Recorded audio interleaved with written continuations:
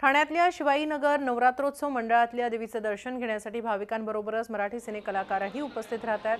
सिनेकलाकार सिद्धार्थ जाधव, सुप्रिया पठारे आणि स्मिता गोंडकर यांनी आपल्या कुटुंबियांसमवेत देवीचे दर्शन घेतलं। यावेळी सिद्धार्थ जाधव यांनी स्वतः विविध गाण्यांवर वाद्यवृंद वाजवून रसिकांबरोबर मनमुराद आनंद लुटला।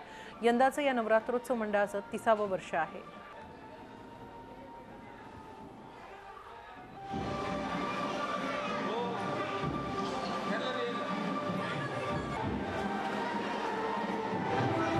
दरवर्षी इकडे खूप छान आनंदी प्रसन्न असं वातावरण असतं, कारण शिवाईनगरची देवी म्हणजे भाईंची देवी म्हणून आम्ही त्यांना सगळ्यांना म्हणतो।